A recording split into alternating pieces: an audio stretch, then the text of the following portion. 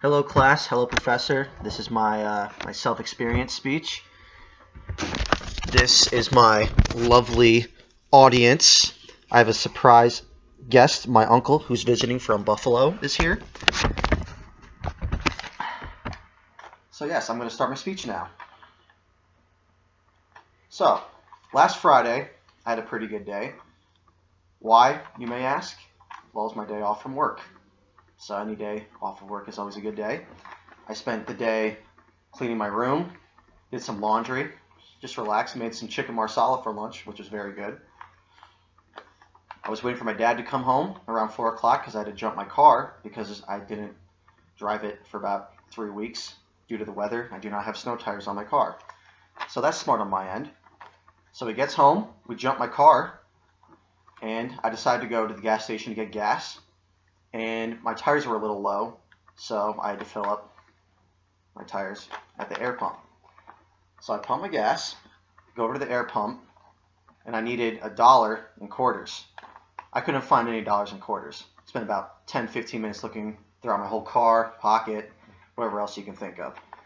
So I go in the gas station, break a 10, I ask for a 5 and 5 singles, and I say, hey, you know what?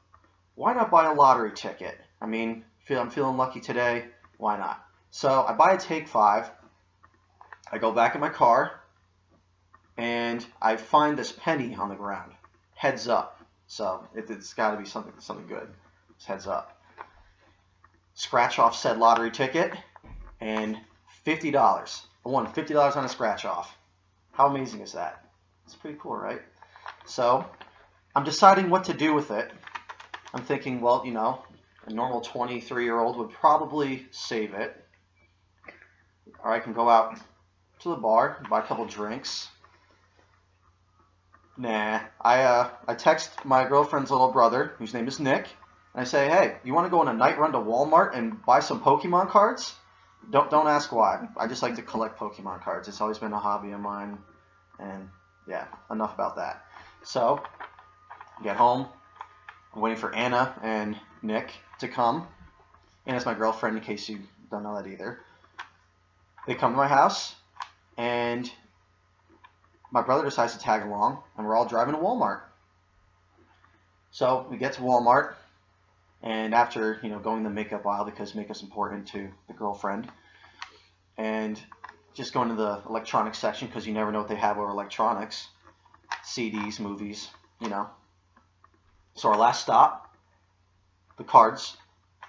I pick up a couple card booster packs, and we proceed to go to online. And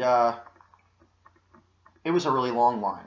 And all these employees working at Walmart are just staring at all of us like we're aliens or something. I mean, they can't see there's about 20 people online, and there's only one register open in the whole department store. Like, what's wrong with these people?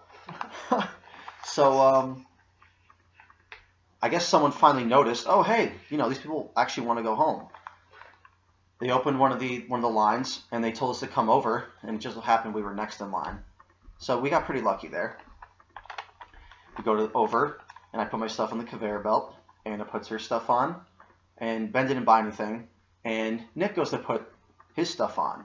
And the guy that was behind us, he didn't like that, because he thought that Nick was trying to cut him or something, and he started calling him names. He called him an effing retard. I'm not going to curse. I'm trying to keep it PG. I'm just trying to keep it classy.